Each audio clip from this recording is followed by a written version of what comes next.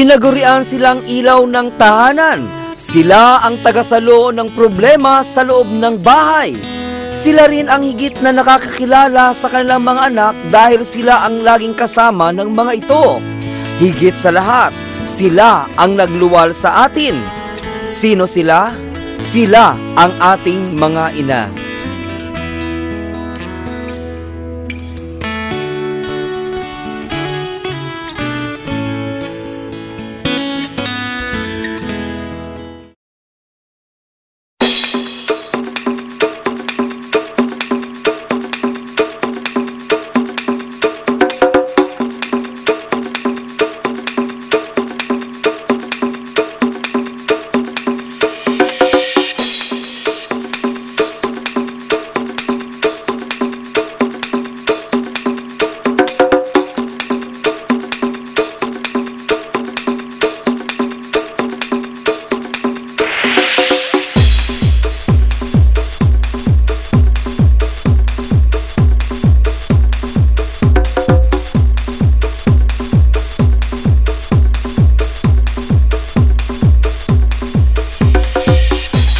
At bagamat tapos na ang Mother's Day celebration, isang event na kumikilala sa mga galing na mga mami ang inilunsad ng Mode Magazine sa pakikipagtulungan ng RDH Entertainment Network kamakailan lamang.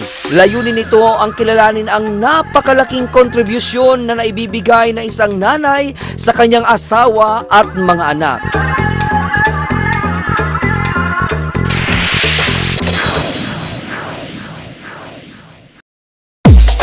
Ayon sa editor-in-chief ng nasabing magazine na si Miss Cynthia Santiago, nais nilang bigyan ng papuri ang paghihirap, pagtitiis at pagmamahal ng isang nanay sa kanyang pamilya. We want to honor women, we want to honor mothers because it's not easy to be a mother, no? You take care of your husband and your children, lalo na if you're a working mother.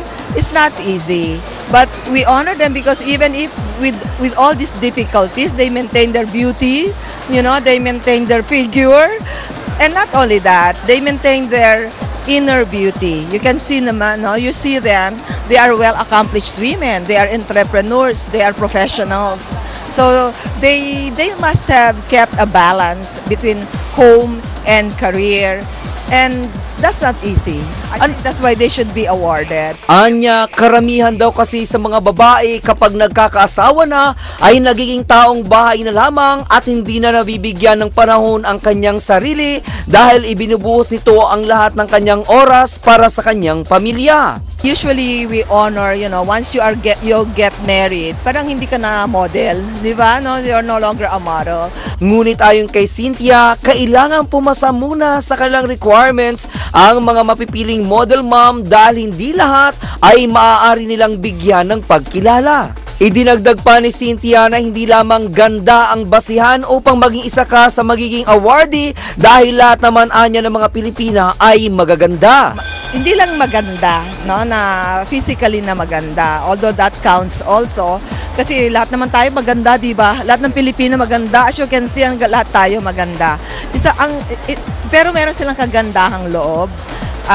Kasi nga, napagtagumpayan nila. Nakikita mo, maski bata pa sila, napagtagumpayan nila ang pagiging ina. No? Mga anak, tapos nagtatrabaho pa sila. Meron pa silang mga negosyo. Hindi mahirap talaga pagbalansehin lahat yan. Pero nakita mo masasaya sila. Kasi siyempre yung Mode Magazine, bini-feature natin dyan yung mga pwedeng gayahin, tularan ng ating mga mambabasa. And ito sila. Ayon pa rin kay Cynthia, gusto nilang maramdaman ng isang nanay na kahit na nag-asawa na sila ay mabibigyan pa rin ng pagkilala ang kanilang napiling bokasyon. At iyon nga ay ang pagiging isang ina. Para malaman ng mga tao na maski pala nag-asawa ka na, maski pala ikaw ay yung tawag doon, you will be rewarded and you will be recognized, kikilalanin ka. Meron pala, maski pala, kasi usually pag nag-asawa ka na, wala na, parang wala na, wala nang kikilala sa'yo. Pero sa mod, kinikilala namin sila. Kasi mas dapat silang kilalanin, di ba? Dapat kilalanin kasi napapagtagumpayan nila yung mga araw-araw na challenge sa kanilang buhay. Inamin din ni Cynthia na hindi ganun kadali ang pagpili ng bubuo sa model moms dahil sa dami ng sumali sa screening pa lamang. Napakahirap talaga kasi sabi ko nga kay Richard Hinyola, yung partner namin dito sa ano na ito, anong gagawin natin? Sabi niya gano'n, marami naman. Halos naman lahat na sinabi niya sa akin, lahat na sinabi ko sa kanya, gusto namin lahat awardan. Bigyan namin ng award. Pero sabi namin siguro, mas sa akin, yung bihirang mabigyan ng nakilalanin. Kasi sila yung mga tahimik, sila yung wala sa dyaryo, wala sa limelight, pero sila yung dapat nakilalanin. So although meron din kaming mga binigyan ng award na mga artista, mga celebrities, pero sabi ko mas mabuti yung mga hindi pa natin hindi bihirang makita sa limelight. No, para naman sabihin ng mga ordinaryong tao na, oy, pwede rin pala ako. Ayon pa rin kay Cynthia, may isang ugali ang mga Pinay na talagang nakakabilib at ito ay dahil sa pinaninindigan natin yung pag-aasawa. Pinaninindigan natin yung pagiging ina. No, pinaninindigan natin 'yon. Bihira akong nakakita ng ina na syempre meron din mga masasamang ina na pinapabayaan yung mga anak nila, pero I think more of us are really devoted tayo na sa ating pinagsinumpaang tungkulin.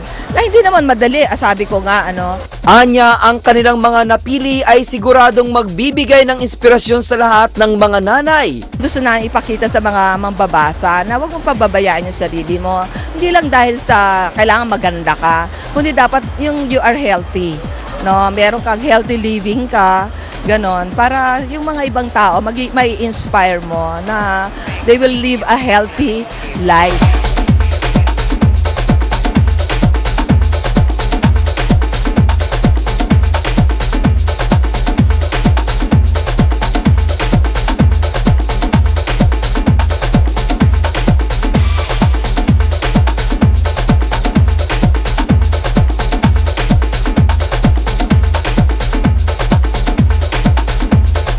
Samantala, nakausap ko ang isang awardee na si Christine Caballero na dating mutya ng Pilipinas first runner-up noong taong 2002.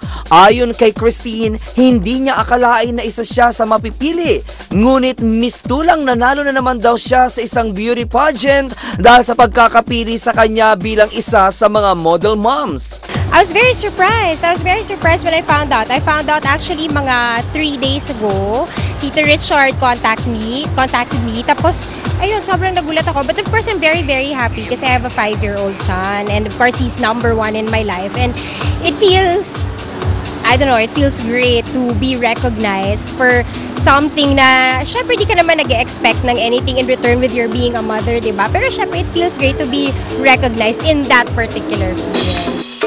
Maging ang dating actress na si Ina Alegre o Jennifer Cruz sa tunay na buhay ay hindi rin maipaliwanag ang sayang nararamdaman dahil din sa pagkakapili sa kanya. Anya, hindi niya akalain na mabibigyan pa ng pansin ang kanyang pagiging ina dahil sa pagiging abala niya sa kanyang pamilya at trabaho. Happy ako, siyempre, napansin yung pagiging nanay mo. At the same time, sa sobrang busy ko, may pumansin pa sa akin, sobra, ito yung emotion na kanina, nung nakita ko na nandyan yung Mad Magazine, talagang model mom ako, nakikita ko na yung model mom talaga.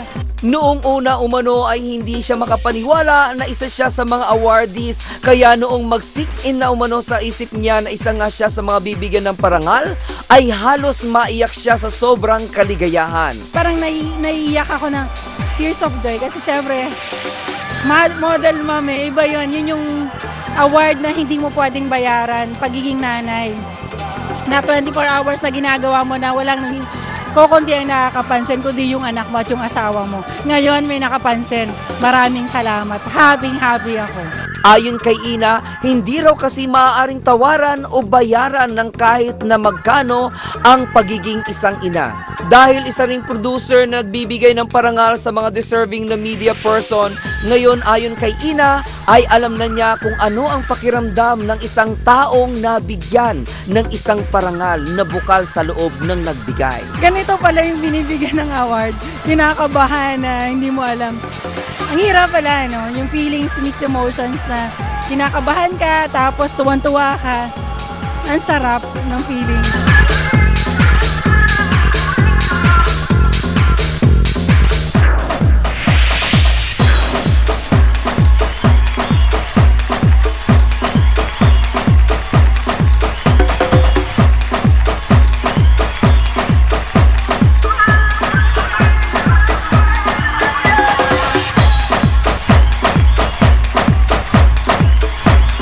Samantala, tulad ng ibang nabigyan ng award, tuwang-tuwa rin ang Vice President for Marketing ng Goldware Essential Products at Ertes Plastic Industries na si Miss Grace Garcia. Ayon kay Grace, ang pagiging hardworking niya raw siguro ang naging daan kung bakit siya napasama sa mga nabigyan ng nasabing pagkilala. Siguro kasi nakita nila yung hard work. Like especially I'm working hindi lang isang trabaho, dalawa, tatlo, and I have 3 kids who are like 8, 7, and 3. Anya, kahit gaano siya kabisi sa trabaho, ay naglalaan pa rin siya ng oras para sa kanyang mga anak dahil alam niyang kailangan ng mga ito ang kanyang paggabay, lalo na at maliliit pa ang mga ito.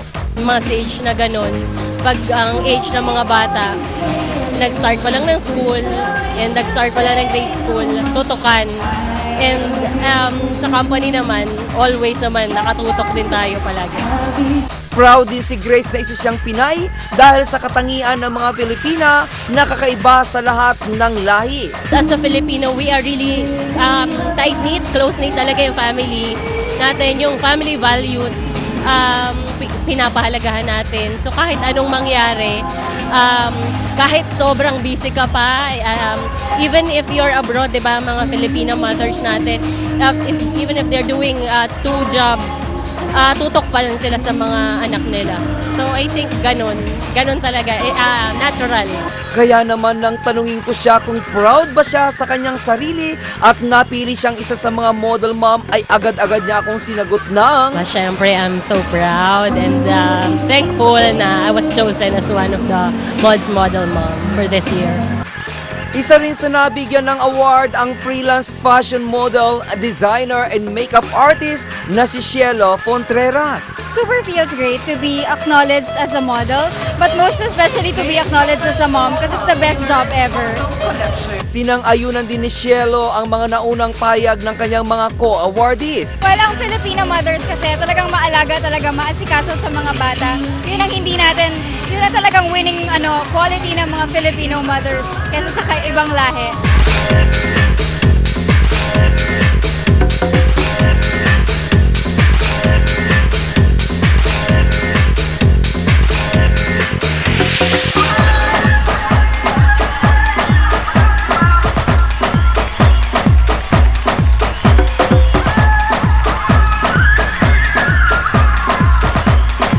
Ako pa rin si Attorney para sa special coverage ng RH TV sa ginanap na search for Model Mom.